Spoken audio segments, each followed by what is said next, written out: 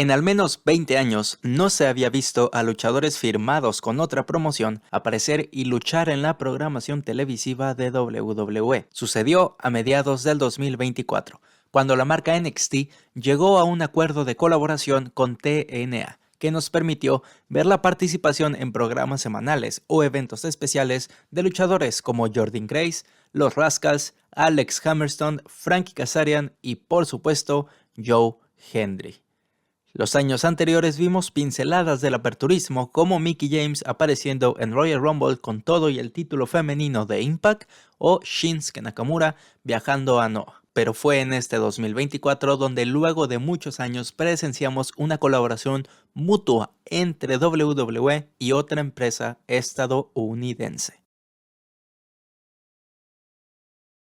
A la par de las negociaciones, un fenómeno trascendió las barreras de la lucha libre, alcanzando la viralidad y dejando de lado su origen como personaje en la lucha libre. Joe Hendry se convirtió en uno de los actos más vistos en relación al wrestling en todo el año. Su debut en NXT el 18 de junio supera las 20 millones de vistas en X. Sin embargo, desde abril, su nuevo tema de entrada circulaba en redes sociales entre fanáticos y simples usuarios.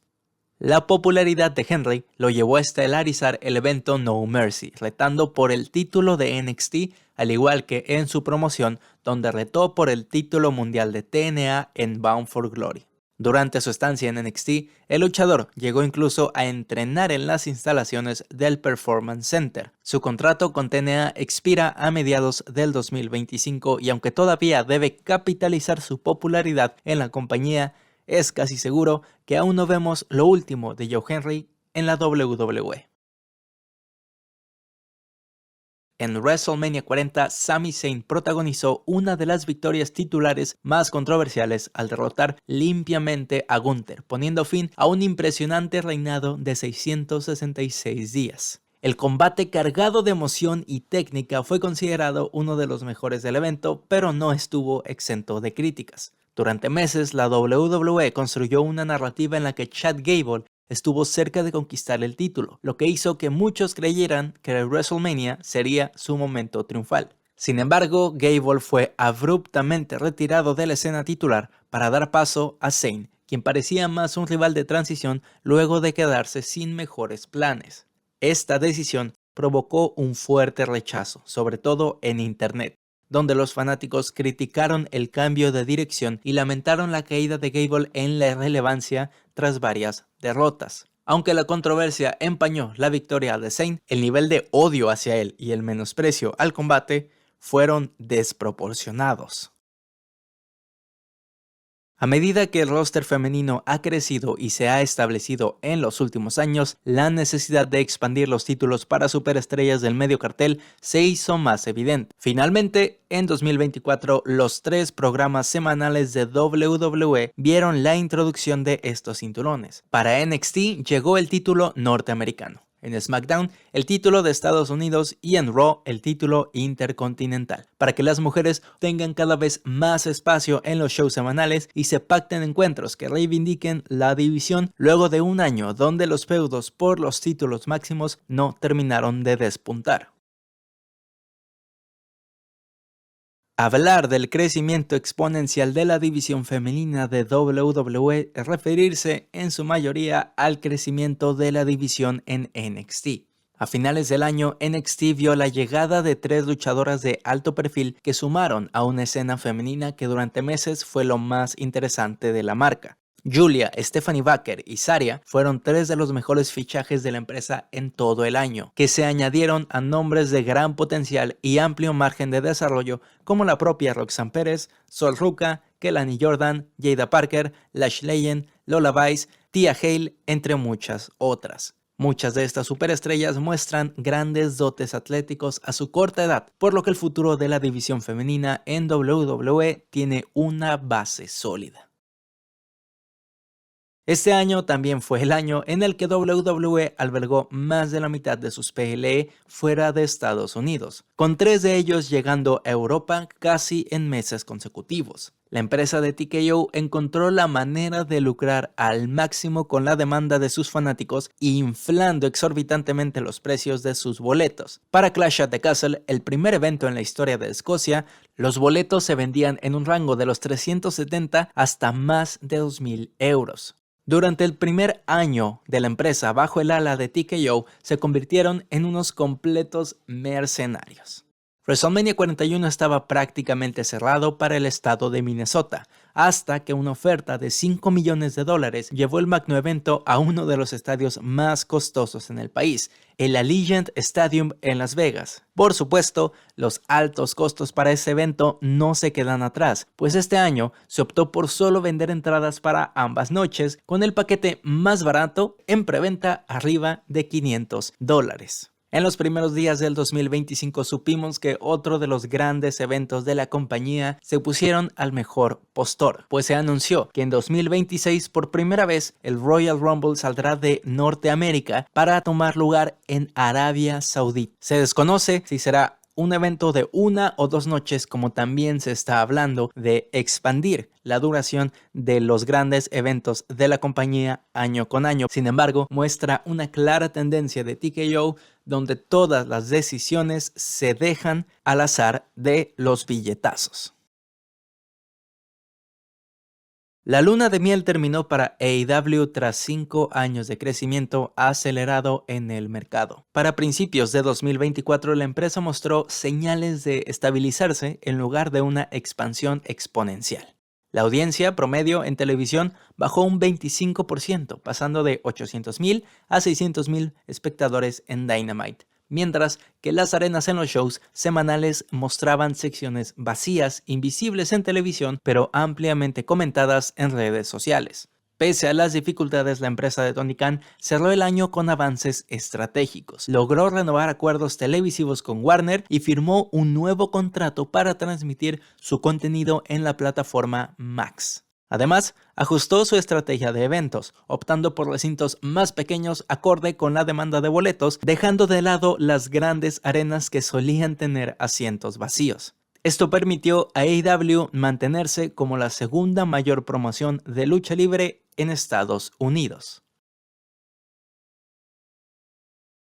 El Consejo Mundial de Lucha Libre alcanzó una nueva juventud desde 2023, que en el 2024 lo posicionó como una de las empresas más habladas a nivel internacional, y una parte fundamental de su éxito vino de sus alianzas con otras promociones. AEW fue un gran escaparate para que los luchadores mexicanos demostraran el estilo que caracteriza a la promoción y así acercarse a más personas. Luchadores como Claudio Castagnoli, Jon Moxley y Bryan Danielson llegaron a la Arena México para que los ojos del mundo voltearan al Consejo, quien además de sus alianzas con otras empresas como New Japan y Repro, también estaba gestionando las cosas de muy buena manera dentro de sus propios eventos. CMLL se posicionó una vez más como la empresa insignia de la lucha libre mexicana gracias a sus colaboraciones y al talento mexicano que tiene en sus filas.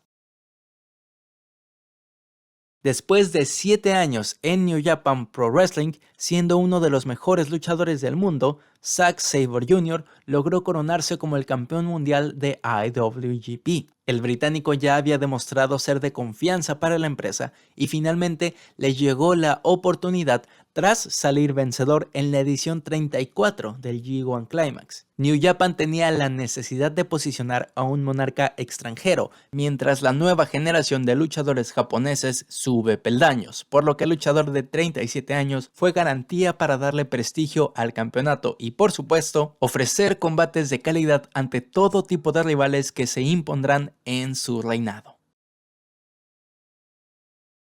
En estos tiempos se volvió costumbre que los bookers salgan a hablar de una nueva era cada semana, tal como pasó en WWE por las fechas de WrestleMania. Luego de la consolidación de WWE en el régimen de TKO y la eliminación de todo rastro de Vince McMahon, Triple H sintió el respaldo de la mesa directiva para comenzar lo que bautizó como la Era del Renacimiento, caracterizada por la expansión de WWE en el territorio global y el mercado digital.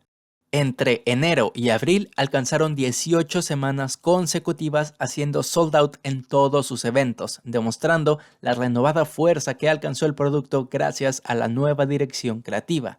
Fue así que la caída del jefe tribal, el último gran proyecto iniciado por Vince, marcó el inicio de la era de Paul Levesque como cabeza de la programación. La era del renacimiento ha llevado a WWE a su éxito comercial más grande en la historia. ¿Éxito creativo? Eso lo podemos debatir. Desde NXT a Triple H se le notaba el miedo por soltar aquellas ideas que fueron exitosas, un modelo que está replicando ahora en los shows principales. Este año hemos visto el alargamiento y desgaste de rivalidades por meses, llegando a perder el brillo de lo que alguna vez fue interesante. CM Punk vs Drew McIntyre será recordada como la mejor rivalidad del año, pero no se puede ignorar las grandes oportunidades que fueron desperdiciadas solo por mantener viva una historia desde enero hasta octubre. Mismo caso con Rhea Ripley y Liv Morgan, quienes secuestraron el título mundial femenino por 8 meses mientras peleaban por Dominic. En SmackDown, LA Knight se pasó meses buscando a Logan Paul hasta que obtuvo su oportunidad titular y fueron incontables las veces que el show terminó igual, con la nueva Bloodline victoriosa contra el face de turno. Las mismas fórmulas ejecutadas en la televisión una y otra vez demostraron, quizá, una necesidad de tener a más personas haciéndose cargo de tantas horas de programación.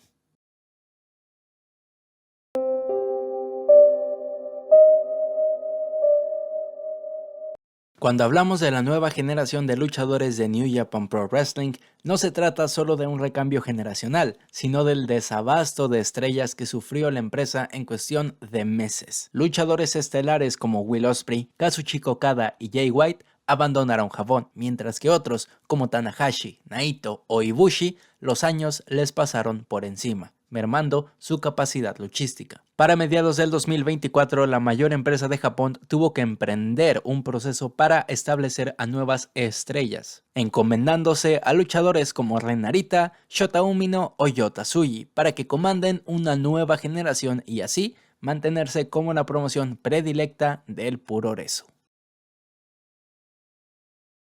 Revivió la guerra de marcas de Survivor Series en forma de los cinturones más horribles que he visto. Los campeonatos Crown Jewel son la innovadora idea que propuso WWE en este 2024 para terminar de descanonizar los eventos de Arabia Saudita, proponiendo que cada otoño los campeones mundiales tanto masculinos como femeninos se enfrenten para coronar a un campeón Crown Jewel, lo que en realidad se traduce en un anillo para él o la portadora, ya que los cinturones nunca saldrán del museo de WWE en Arabia. No sabemos si esta es una idea para contentar a los jeques y darles una atracción exclusiva. Lo que sí parece es que ni siquiera Triple H estaba contento con la propuesta y tendremos este parón de selecciones en WWE al menos hasta 2029.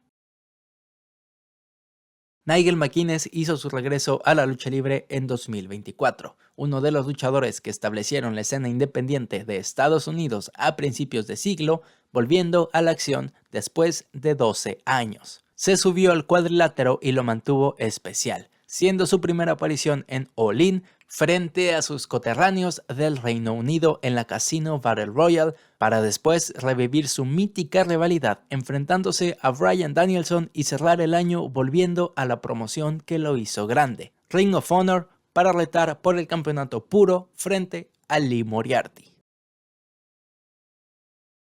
El hijo del vikingo se posicionó desde hace unos años como la joven promesa de la lucha libre mexicana al ser el luchador más joven en ostentar el mega campeonato de AAA y extender su reinado por una cifra histórica de 833 días. Una etapa que terminó de la peor forma posible, cuando el luchador se vio forzado a dejar el título vacante en el mes de marzo. Vikingo sufrió una lesión de ligamento cruzado y menisco que lo mantuvo alejado hasta finales de septiembre. Sus defensas titulares contaron con rivales como Phoenix, Swerve Strickland y Kenny Omega, siendo un reinado con amplia repercusión y que se desconoce hasta dónde podía extenderse. A la par de la lesión del Vikingo, AAA experimentó cambios en su directiva, pues el retirado Latin Lover hizo su regreso a la programación cuando se integró como director de talentos tanto detrás como frente a las cámaras. Más allá de representar muy pocos cambios en el contenido y llevar a los principales talentos a una historia reciclada de los técnicos contra una facción ruda con una figura de autoridad, lo curioso de esta contratación fueron los precedentes. Después de años alejado de AAA y de la lucha libre en general, Latin Lover resurgió tras la viralización de un podcast con el vampiro canadiense, donde se compartieron anécdotas que lo devolvieron la atención del público. Esto lo motivó a lanzar su propio podcast, enfocado en explorar la lucha libre mexicana desde diferentes perspectivas. Su discurso, centrado en la defensa de los derechos de los luchadores, lo convirtió en una figura relevante dentro y fuera del ring, lo que eventualmente facilitó su reconciliación con la 3 veces estelar. Scott D'Amore fue despedido como presidente de TNA Wrestling en una decisión sorpresiva comunicada por Anthem Sports, apenas a días del gran regreso de la marca. Reportes de Dave Meltzer indicaron que las discrepancias entre D'Amore y Anthem sobre la inversión en la compañía fueron el principal motivo. Mientras D'Amore abogaba por aumentar el presupuesto para contratar a más talento y hacer crecer la empresa, Anthem prefirió mantener o incluso reducir los gastos. Aunque el canadiense reconoció que no le sorprendió la decisión, expresó en entrevistas posteriores lo difícil que fue cerrar su etapa, donde fue una figura clave para el ascenso de la compañía en los últimos años. A pesar del apoyo de los talentos en backstage y de los fans, Anthem sentenció el futuro de la compañía echando al hombre que los hizo grandes nuevamente. La llegada de luchadores externos a la programación de WWE fue sorprendente, pero en otro nivel se posicionó la noticia de que los propios luchadores firmados por WWE participarían en eventos fuera de las arcas de la compañía. En este 2024, en más de una ocasión, vimos a luchadores de WWE participando en un evento tan alejado del producto como lo son los Bloodsport, eventos independientes que se asemejan más a una pelea MMA que a una lucha. Además, vimos colaboraciones con empresas internacionales, siendo que luchadores como Io Sky, AJ Styles, Ludwig Kaiser, Finn Balor y JD McDonough tuvieron la oportunidad de volver a los respectivos países donde su carrera se elevó. Un ejemplo de la nueva visión de negocios bajo el ala de TKO. Uno de los momentos más impactantes de AEW se vio cuando Tony Khan fue brutalmente atacado por la nueva The Elite, iniciando una historia que apuntaba a lo más alto de la compañía, pero que con el paso de los meses se fue debilitando. Los Young Bucks, Okada y Perry lesionaron al presidente de AEW para apropiarse poco a poco de la programación. La historia tuvo su punto más álgido cuando The Elite se enfrentó al Team AEW en la tradicional lucha de Bloods and Guts. Deficiencias creativas provocaron que esta facción no se mantuviera en el tiempo y su lugar como la fuerza que atormenta a la compañía fue tomado eventualmente por los Dead Riders. Este año vimos la proliferación de los shows grabados en WWE, una medida que desató polémica. Por un lado, es difícil estar en contra de esta medida ya que representa una descarga en los insostenibles calendarios de los luchadores, quienes ahora gozan de tiempo libre en fechas festivas y en mayor tiempo de descanso. Para muchos, la desventaja es la inmensa cantidad de spoilers que abundan en las redes sociales y hacen perder el interés en las transmisiones en vivo. Sin embargo, tal vez el mayor problema de los shows grabados es la falta de relevancia de los mismos, pues en una era donde WWE se guarda decisiones importantes para momentos puntuales, se vuelve muy poco probable que suceda algo relevante en un show que se graba con una semana de antelación. En WWE, la salida más sorpresiva del año no vino de un luchador, sino de la presentadora Samantha Irvin, quien se había hecho de gran reconocimiento debido a su singular manera de anunciar a los participantes. Sin previo aviso, el lunes 21 de octubre, Samantha notificó a través de redes sociales su salida de la empresa. Días después, se supo que la decisión fue tomada por ella, alegando diferencias en el rol que debía mantener en la empresa. Samantha tenía el objetivo de convertirse en un personaje en la programación, viendo en su rol como anunciadora el pretexto para involucrarse en los programas. Sin embargo, WWE no vio en Samantha el perfil necesario para encajar en alguna historia, por lo que la mujer tomó la decisión de abandonar la compañía para centrarse en otros proyectos, revelando que nunca estuvo conforme con su papel en el micrófono.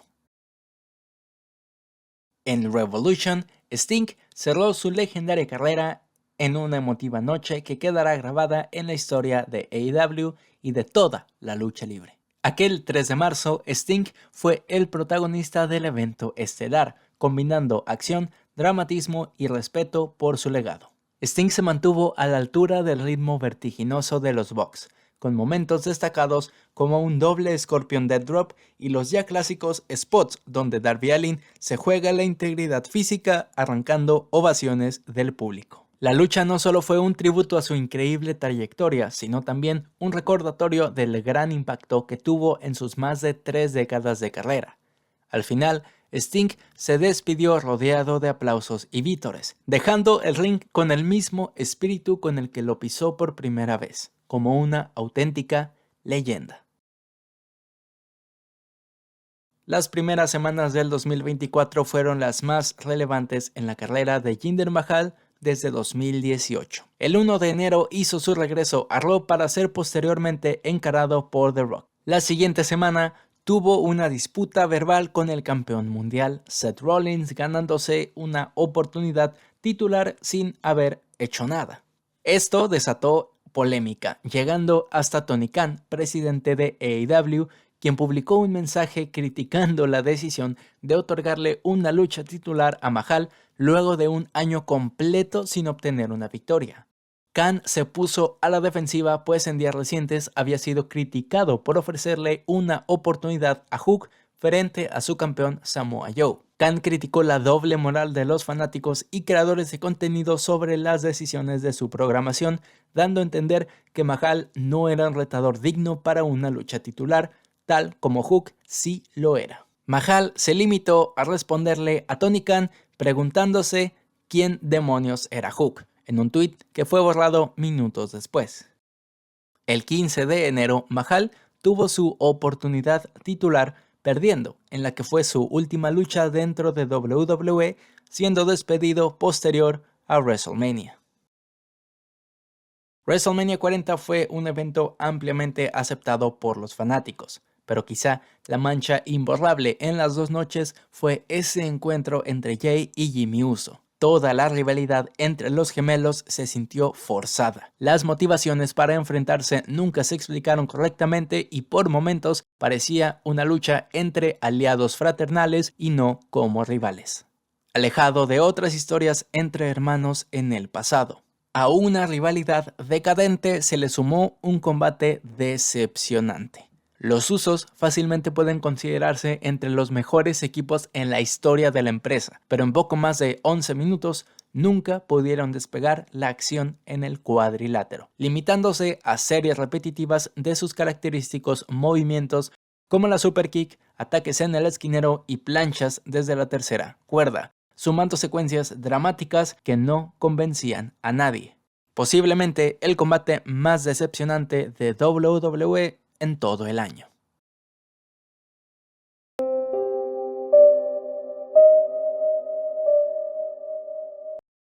Aunque la tendencia inició en 2023, este año se hizo oficial la fascinación de Triple H por ofrecer eventos premium con solo 5 combates en el cartel, a excepción de WrestleMania o SummerSlam. Suena como una buena idea para dejar las mejores historias y luchas en los eventos especiales, pero esto no siempre sucede. En más de una ocasión hemos visto que combates interesantes tienen lugar en los shows semanales previo o posterior al evento, mientras que otras luchas menos atractivas llegan a las carteleras. Además que evitar relleno es lo que menos sucede en estos shows, pues la duración de los shows no disminuye y lo que obtenemos a cambio es simplemente más comerciales en cada combate. Tomemos el ejemplo de Bad Blood y Crown Jewel. Ambos dedicaron menos del 50% de su duración a los combates, con más de 1 hora 40 minutos entre publicidad, paquetes de video, entradas y demás segmentos. La polémica de Chris Jericho abordada en el Iceberg del 2023 le pasó factura. Trató de utilizar el desprecio generalizado para crear un personaje que se enriquezca de ello, una especie de troll que convierte todas las críticas en su personalidad para generar más reacciones como Heel. Este personaje ha sido un fracaso, aunque Jericho y un par de personas defiendan que es malo porque ese es su propósito. The Learning Tree es un acto fallido en la programación de AEW y está manchando la carrera de un legendario Chris Jericho debido a su resistencia a dejar el protagonismo. Además del personaje, el luchador a sus 64 años ya no tiene la condición para aguantar un combate normal y se ve necesitado de estipulaciones para tapar sus carencias. En septiembre fue buqueado para un combate de ensueño contra Místico, pero lo que pudo ser un épico regreso al Consejo Mundial fue quizás el último clavo en la carrera del Le Champion, quien parece aferrado a manejar su carrera hacia una irreparable decadencia. Finalmente, en 2024 conocimos que Bryan Danielson pondría el inicio del final de su carrera. Tuvo un breve reinado como campeón de AEW tras vencer en una de las mejores luchas titulares de la compañía y aseguró que al perder el título, su carrera como luchador a tiempo completo finalizaría. Aquel momento llegó el 12 de octubre en Wrestle Dream, cuando perdió el título frente a Jon Moxley. Hasta la fecha no se le ha vuelto a ver en programación y se desconoce más detalles sobre esta última etapa como luchador a medio tiempo, la cual se prolongará hasta que Bryan decida finalmente colgar las botas. Lo que tenemos seguro es que los 3 años que tuvo en AEW lo ayudaron a consolidarse entre la élite de los mejores luchadores de todos los tiempos. La rivalidad entre Hangman Page y Swerve Strickland fue una de las más intensas y memorables en AEW durante el 2024. Comenzó a finales de 2023, con ambos luchadores representando valores opuestos, pero compartiendo el mismo objetivo: alcanzar la cima. Swerve criticó a Page por sus fracasos pese a las oportunidades recibidas, lo que los llevó a enfrentarse en Full Gear en un Texas Deathmatch brutal, donde Swerve salió victorioso. A principios de 2024, la rivalidad se tornó hacia el título mundial. Aunque Swerve logró eventualmente conquistar el campeonato, Hangman esperó su momento para vengarse, llevando el conflicto a un momento más personal y oscuro, incluyendo la impactante imagen donde incendió el hogar de la infancia de Swerve, marcando un punto crítico en su enemistad. El odio entre ambos alcanzó su clímax en All Out, cuando protagonizaron un Lights Out Steel Cage Match, considerado uno de los combates más brutales en la historia de AEW. Sin necesidad de un título en juego, esta historia destacó por su intensidad narrativa y física, consolidándose como la más grande del año para la promoción. Qué Monito es uno de los luchadores mexicanos que mayor repercusión ha ganado en los últimos años, gracias a la longevidad de su personaje, que durante 20 años fue insignia del CMLL. El portador original, Jesús Juárez, dejó la empresa en septiembre del 2023, por lo que una nueva versión malévola del icónico personaje, ahora llamado Qué Malito, hizo su debut en abril de este año. Más tarde, en noviembre, Qué Malito sería confrontado por Qué Monito, el personaje azul que maravilló al mundo, pero siendo interpretado por un nuevo luchador, iniciando así una rivalidad enfocada en uno de los personajes más aclamados de la lucha libre mexicana moderna. Sin embargo, la disputa continúa fuera de los encordados, ya que tanto Jesús Juárez como el Consejo Mundial han afirmado contar con los derechos del nombre e imagen del personaje. Los detalles del conflicto legal no se conocen, pero ambas partes han seguido utilizando a Qué Monito para sus propios intereses.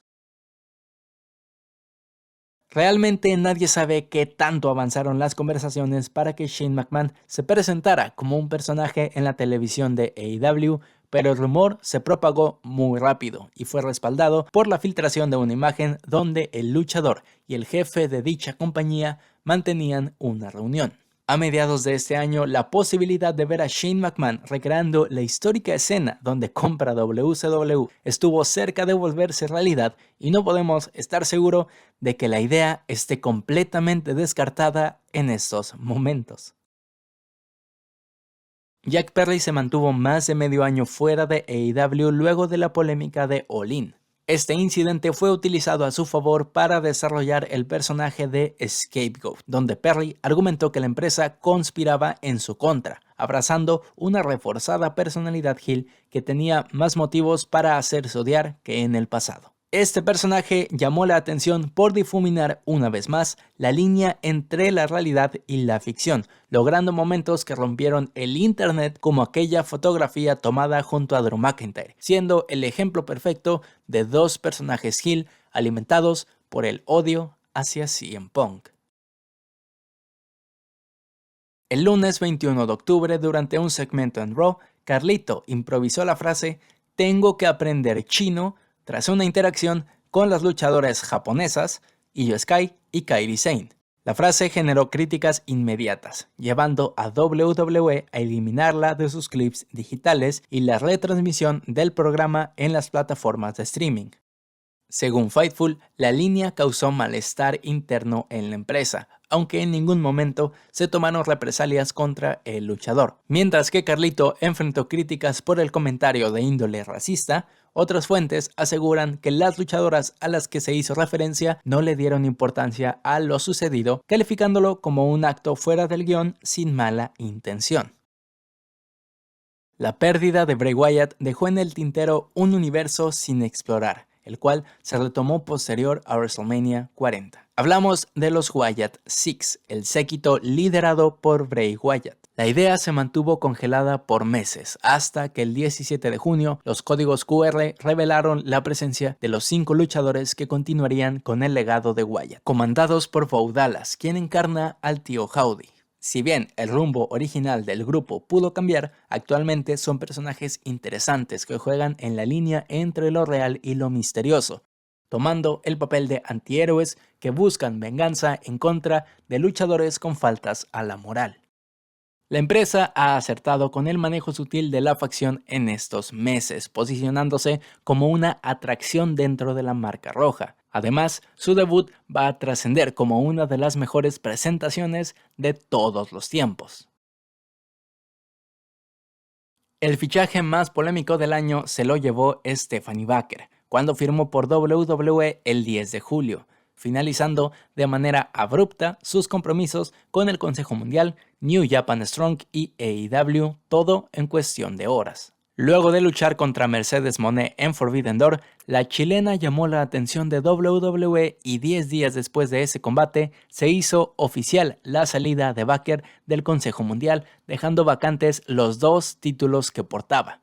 Esta salida causó revuelo, pues en México acusaron que la luchadora comunicó su salida sin antelación, cortando de manera abrupta los planes que se tenían para su reinado.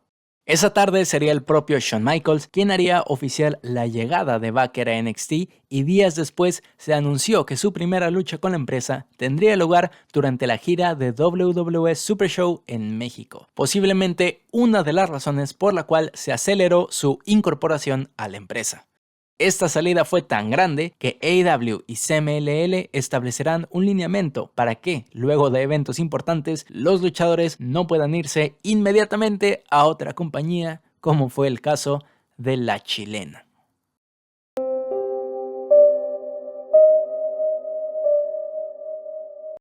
Desde que Odyssey Jones llegó al roster de Raw hasta su debut en televisión, pasó casi 1 año y medio. Tanto tardó en llegar como rápido fue despedido de la compañía. En agosto de 2024, WWE inició los planes para integrarlo en una historia con The New Day, donde reemplazaría a Big E y desencadenaría la separación del grupo. Sin embargo, Jones fue despedido tan solo un mes después, en septiembre, luego de ser acusado de violencia doméstica, lo que llevó a WWE a apartarlo de la programación y desechar los planes creativos que tenían para él. Las acusaciones contra el luchador no escalaron a un tema legal, pero fuentes cercanas aseguran que la situación entre Jones y la expareja acusadora ha sido complicada desde tiempo atrás, por lo que la empresa simplemente decidió deslindarse de todo problema y despedir al luchador. Por otro lado, después de años estancados en el mismo carácter, el nuevo día logró retomar el interés del público gracias a un cambio a rudo que fue ejecutado de manera impecable durante varias semanas, incluyendo un segmento en backstage donde Kofi y Xavier desquitaron todas sus frustraciones. Al final, la salida de Odyssey Jones de la historia catapultó al New Day como una pareja de rudos, egoístas e insensibles. Durante la celebración de 10 años, le dieron la espalda a Big E y se ganaron el desprecio de toda la plantilla. De momento, la historia sigue construyéndose y con la nueva etapa de Raw, el cielo es el límite para uno de los equipos con más historia en la WWE. Uno de los segmentos más polémicos de AEW vino el miércoles 10 de abril, cuando los Young Bucks decidieron mostrar sin censura las imágenes sobre el altercado en backstage protagonizado por CM Punk y Jack Perry en All In 2023. Los motivos en el kayfabe señalan a los personajes heel de los Young Bucks, quienes usaron su poder como vicepresidentes para molestar a sus rivales, FTR, de cara a su combate titular en el evento Dynasty una semana después. No obstante, fuera de la programación, CM Punk asistió al programa de Ariel Helwani y habló de manera explícita sobre el incidente y su opinión negativa respecto al manejo directivo de AEW, por lo que simplemente este segmento pudo ser una respuesta para las declaraciones del de Chicago. El 30 de diciembre de 2023, Kevin Dunn, productor ejecutivo y mano derecha de Vince McMahon, abandonó la compañía luego de 30 años, siendo uno de los principales responsables de todo lo presentado en televisión. Dunn abandonó WWE luego de la fusión con TKO y la nueva dirección liderada por Nick Khan. Su salida marcó el comienzo de una nueva era audiovisual en la compañía, con cambios que se reflejaron desde los planos y secuencias de las cámaras hasta las escenografías y la abundante publicidad en el ring y sus alrededores. Kevin Dunn tenía amplio control sobre lo que se veía o no en la programación, por lo que su salida permitió experimentar con nuevos formatos de producción y ofrecer mayor libertad a los talentos para desarrollar sus personajes. Este ha sido uno de los mejores cambios que se han visto en los últimos años, refrescando por completo la forma de ver los programas semanales y los eventos especiales de WWE. El mejor feudo de WWE en el año sucedió por error. Drew McIntyre y CM Punk mantuvieron viva su rivalidad desde enero hasta octubre con solo 3 luchas. A pesar de los grandes segmentos que dejaron a lo largo del año, no se puede obviar que 2 grandes oportunidades fueron sacrificadas en pos de esta rivalidad. El main event de Clash at the Castle y el maletín de dinero en el banco. Después de meses donde prácticamente se arruinaron la vida, Punk y McIntyre cerraron su feudo en una celda infernal a la altura de las que se veían 20 años atrás. Para muchos, el mejor combate del año, que definitivamente será recordado por la gran historia que lo envolvió y los spots arriesgados que cada vez se presentan menos en la actualidad.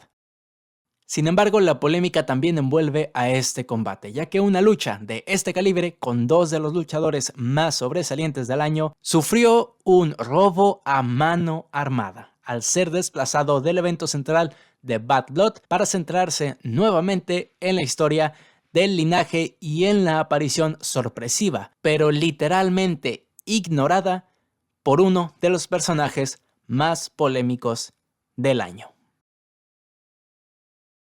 Un personaje que inició cuando a Dwayne Johnson no le salió bien su primer intento de robarse el lugar de otro luchador en el año, y ante el desprecio generalizado de su intromisión en el evento central de WrestleMania 40, no le quedó más que hacer un cambio a rudo para encajar su participación en el evento con la historia que se estaba contando. Por ello, The Final Boss utilizó el elemento de realidad en el que The Rock forma parte de la junta directiva de TKO para enaltecer su personalidad narcisista y enferma de poder, siendo prácticamente el rival principal de Cody Rhodes en su camino a WrestleMania. Apareciendo solo 2 meses en programación, esta versión de The Rock dejó varios de los momentos más recordados del año, pues abandonó la faceta de hacerse el gracioso enterrando rudos y entendió su papel como villano principal.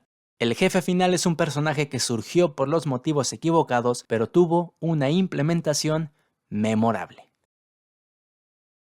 Luego de la sombría denuncia que sacó a Vince McMahon por completo de WWE y TKO, Netflix anunció una serie documental enfocada a la trayectoria del magnate de la lucha libre, abordando los aspectos más controversiales sobre su vida y obra. El anuncio encendió la polémica con la incertidumbre de destapar más verdades sobre el retiro del chairman de la compañía, pero nada más lejos de la realidad. El documental, además de poco revelador, cuenta de manera superficial algunos de los casos más sonados sobre la empresa en los últimos 40 años y se apoya en el testimonio de Vince y de varios de sus allegados para fortalecer el relato, por lo que no ofrece alguna otra visión de la historia más allá de la que aprueban las voces aún conectadas al negocio. A pesar de ser producido antes de las primeras denuncias contra Vince, este documental se queda a medias para ir más allá en la turbia historia de WWE.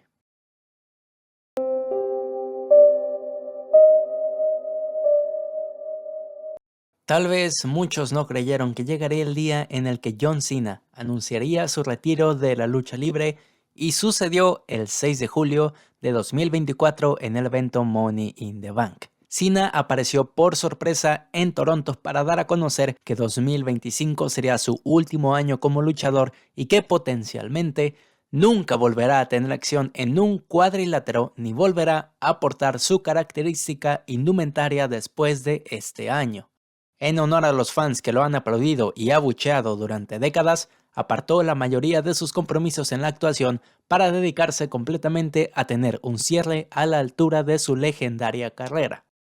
El 16 veces campeón mundial finalizará su andadura por los encordados con 48 años y un récord de 23 años ininterrumpidos luchando al menos una vez. Ya participó en el primer Raw del año y confirmó su participación en el Royal Rumble 2025 con claras intenciones de ganarlo e ir al evento central de WrestleMania 41, su última participación en el magno evento, sin que se sepa de momento cuándo será oficialmente su última lucha. Uno de los planes más grandes para WrestleMania 40 se vio frustrado en la batalla real, cuando CM Punk tuvo una aparatosa lesión en el tríceps que le impidió participar en lo que potencialmente sería su primer evento central. Punk finalizó el combate, pero al día siguiente se supo que estaría al menos 6 meses fuera de acción, desechando su rivalidad contra Seth Rollins en torno al campeonato mundial, sumado al efecto dominó que cambió diversos planes para el magno evento. Punk estaba pautado para llevarse la victoria en la cámara de la eliminación por la oportunidad al título mundial, pero nunca se revelaron los planes respecto a quién sería el vencedor en una hipotética lucha titular. Finalmente, el 6 de enero de este año, la primera lucha entre Punk y Rollins tuvo lugar en Raw, donde Punk se llevó la victoria en un feudo que fácilmente podría llevarse una vez más hasta WrestleMania. A solo días de su histórica victoria en el Royal Rumble, Cody Rhodes encaró al campeón indiscutido para retarlo, pero no en WrestleMania. Una frase que se traerá recuerdos traumáticos a millones de fanáticos en el mundo, al recordar que el empuje del luchador más aclamado en la compañía pudo haberse sacrificado en favor de la vuelta de The Rock. El main event de la noche 2 de WrestleMania 40 estuvo a solo días de confirmarse como un The Rock vs Roman Reigns, hasta que el internet se volcó en favor de la pesadilla americana, naciendo así el hashtag WeWantCody, queremos a Cody. Esta tendencia se posicionó como el número 1 en Estados Unidos durante 48 horas, con más de 300,000 posts de usuarios, así como todo tipo de portales y empresas sumando a la causa para que WWE reivindicara su decisión de remover a Cody Rhodes de la lucha por el título mundial en WrestleMania.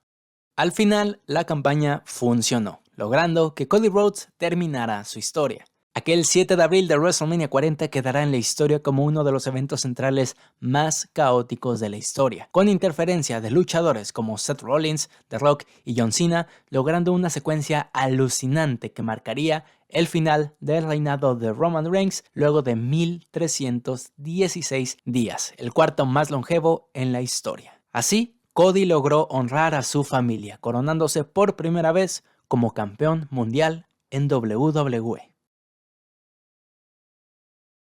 WWE fue criticada contundentemente por Ronda Rousey en su libro de memorias lanzado en abril de 2024. Allí reveló la falta de confianza que enfrentó en la empresa, debido a constantes cambios en sus combates importantes, como el canjeo de Money in the Bank 2022, el evento central de WrestleMania 35, su última lucha en SummerSlam 2023 y un combate planeado contra Becky Lynch en WrestleMania 39 que terminó por desecharse. Confesó que estaba agotada por las dinámicas de la compañía y que su experiencia en la WWE fue empañada por una mala relación con Vince McMahon, a quien describió como un lacra, criticando su trato hacia las mujeres y su manejo de las decisiones importantes.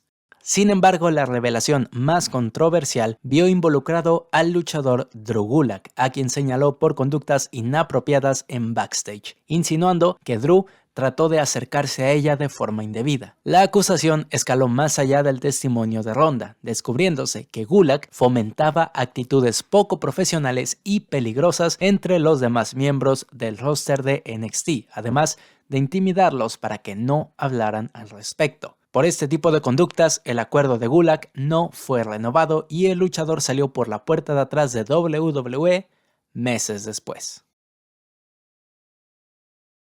2024 fue el año más lucrativo en la historia de WWE, con más de la mitad de eventos realizándose fuera de los Estados Unidos. La siguiente estrategia para potenciar el producto a nivel mundial fue la venta de los derechos televisivos de Monday Night Raw a Netflix, la plataforma de streaming más grande a nivel global. En Estados Unidos, Raw deja la televisión para verse únicamente en Netflix, y en muchos otros territorios todo el contenido en directo e histórico de WWE pasa a la plataforma, marcando también el final de la WWE Network. Esto se logró tras un acuerdo de $5,000 millones por un máximo de 10 años, es decir, $500 millones por año. El estreno en Netflix el 6 de enero fue visto por un estimado de 4.9 millones de personas a nivel global, marcando el principio de una nueva era para la compañía. Por otra parte, entre el fin del viejo acuerdo y el inicio de este, WWE encontró un nuevo contrato provisional con USA Network para no dejar de transmitir Raw desde octubre hasta enero. Sin embargo, en este caso, el canal no pagó esa cotizada tercera hora de Monday Night Raw, lo que trajo su regreso al formato de 2 horas luego de 12 años. Una decisión que en 2 meses nunca logró adecuarse bien al producto. Cuando hablamos sobre el fin de la luna de miel en AEW, no se trata únicamente de la respuesta de los fanáticos, sino también de la relación con el talento. Con el paso del tiempo, el crecimiento de la empresa y el cambio de enfoque en el producto, es normal que el proyecto cambie y algunos nombres ya no encajen con lo planteado. En este 2024, AEW se vio involucrada en 2 casos polémicos sobre algunos de sus luchadores y sus contratos. Ricky Starks tuvo 4 combates en televisión este año, desapareciendo luego de perder los títulos en parejas en febrero. Se alejó de programación tras una posible conmoción y los rumores decían que no estaba de acuerdo en los planes que le presentaban para su regreso. Por lo que desde marzo no ha vuelto a AEW pese a diversas apariciones en el circuito independiente. A finales de año, las declaraciones de un luchador independiente de la empresa GCW atacando a Tony Khan y a su padre provocaron que AEW le prohibiera a Starks participar en un evento de dicha empresa donde ya había comenzado a contar una historia. El luchador estuvo sano por meses sin ser utilizado en programación. Sin embargo, se supo que a principios de 2024, AEW utilizó una cláusula en su contrato para extenderlo, sin que el luchador estuviera de acuerdo, lo que provocó el descontento con la directiva y es la posible razón por la cual ya no han trabajado juntos en ningún plan. Actualmente se cree que el contrato de Starks termina a mediados de 2025 e inmediatamente el luchador abandonará AEW. Un caso similar vive Rey Fénix. El contrato de ambos luchabros vencían en este 2024, pero Fénix, debido a sus constantes lesiones, vio su contrato extenderse por el tiempo que estuvo de baja. No obstante, los rumores y las indirectas que los luchadores mexicanos han soltado por redes sociales señalan que AEW decidió extender el contrato de Fénix debido a que se encontraba en pláticas con WWE para llegar a la empresa en cuanto su acuerdo original expirase, por lo que AEW decidió retrasar esa operación utilizando los fundamentos legales. Como ya se confirmó, Penta terminó llegando a WWE tras que su contrato acabó, por lo que la teoría sobre el acuerdo con su hermano, Rey Fénix, podría ser cierta. La actitud de los luchadores ha complicado más esta situación, pues deliberadamente han hablado sobre sus acercamientos a WWE aún teniendo contrato y se han expresado de forma negativa respecto a su estadía y su relación con los altos mandos de AEW.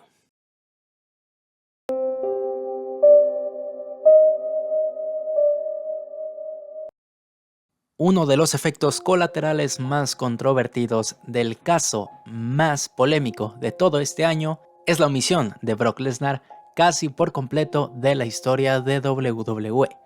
Un caso que inició a escasos días del Royal Rumble, cuando el luchador fue involucrado en una denuncia hacia Vince McMahon y la WWE siendo acusados de tráfico sexual por parte de Janelle Grant, una ex trabajadora de la empresa en el área administrativa. En esta extensa historia de abuso que ya abordaremos, Brock Lesnar fue cómplice de esas prácticas al solicitar un video explícito de la víctima como parte de las negociaciones de su nuevo contrato para regresar en agosto de 2021. Vince le compartió a Lesnar fotografías íntimas de la víctima y su número telefónico expresando que la trabajadora era, entre comillas, parte del acuerdo con el luchador. En diciembre, Lesnar planeaba fijar un encuentro con la víctima, el cual finalmente no se concretó. Cuando la denuncia se dio a conocer, Brock Lesnar fue eliminado de los planes futuros que incluían la participación en la Batalla Real, Elimination Chamber y WrestleMania. Sin embargo, la compañía tomó medidas más severas para desligarse del nombre del luchador, como eliminar su perfil en un videojuego móvil, rematar parte de su mercancía y omitir su nombre e imagen en toda la promoción del WWE 2K24, así como la versión final del juego. Lesnar sería un personaje importante en el modo Showcase, que contaría la historia de los 40 años de WrestleMania, donde Lesnar protagoniza 2 combates. Esto provocó que fuera imposible eliminarlo sin afectar el lanzamiento, por lo que Lesnar solo aparece como personaje en dicho modo historia y no puede ser desbloqueado para combates de exhibición. Desde entonces, las menciones de su nombre en programación han sido escasas y su regreso se encuentra en un limbo. Aunque continúa ligado a WWE, el departamento legal debe autorizar que su regreso a los encordados no interfiera con el proceso jurídico que atraviesan debido a la denuncia. Asimismo, se cree que en la junta directiva de TKO, algunas personas consideran que su regreso sería perjudicial, por lo que en el futuro cercano no hay ninguna conversación para que eso suceda. Janelle Grant, ex empleada de WWE, presentó una demanda en enero de 2024 contra Vince McMahon, John Laurinaitis y la organización WWE, acusándolos de abuso, violencia y tráfico sexual, además de abuso de poder. Según la demanda, Grant habría sido explotada sexualmente directamente por Vince McMahon y otros altos ejecutivos de la compañía entre 2020 y 2022, aprovechándose de la situación de vulnerabilidad económica que vivía la joven, presuntamente utilizando promesas de beneficios laborales como ascensos y mejores salarios para presionarla.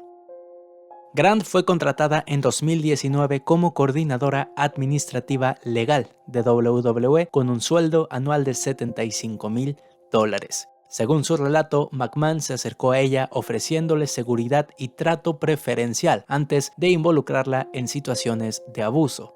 En su demanda, también afirma que McMahon compartió sin consentimiento imágenes y videos explícitos suyos con otros empleados y que posteriormente le exigió que mantuviera relaciones y todo tipo de aborrecibles prácticas sexuales con ellos. Estas órdenes se prolongaron a lo largo de 2 tortuosos años, donde Grant tuvo que someterse a los deseos de Vince McMahon, que incluían encuentros con otros hombres como John Laurinaitis y un fisioterapeuta allegado a Vince, además de ser utilizada como incentivo para el cierre de acuerdos para la compañía, como el caso ya mencionado de Brock Lesnar.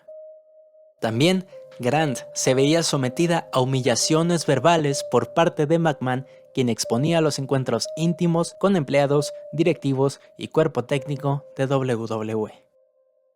Fue el propio Vince McMahon quien a principios de 2022 pidió que terminaran con la repulsiva relación de abuso, haciéndole firmar a la víctima un acuerdo de confidencialidad, mediante el cual ella recibiría $3 millones en razón de 5 años, a cambio de no divulgar los hechos.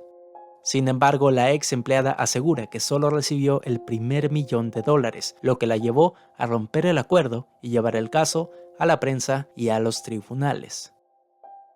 Cuando las acusaciones se hicieron públicas en enero de 2024, WWE enfrentó un fuerte escrutinio mediático y la pérdida de patrocinadores importantes que orillaron a Vince a renunciar de manera inmediata como presidente ejecutivo de TKO y WWE.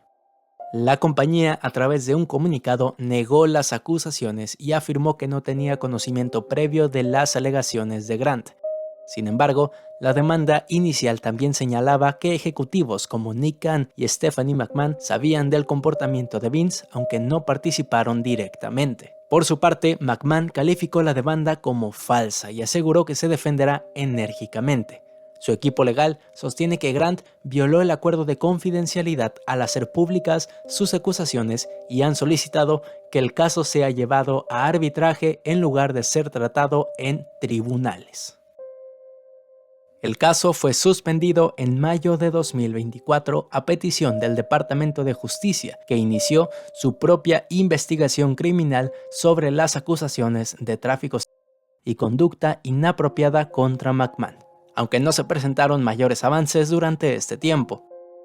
El pasado mes de diciembre, los abogados de Grant anunciaron su intención de enmendar la demanda para incluir a otras mujeres que han presentado acusaciones similares contra McMahon y otros ejecutivos de WWE, lo cual podría anunciarse en cuestión de días.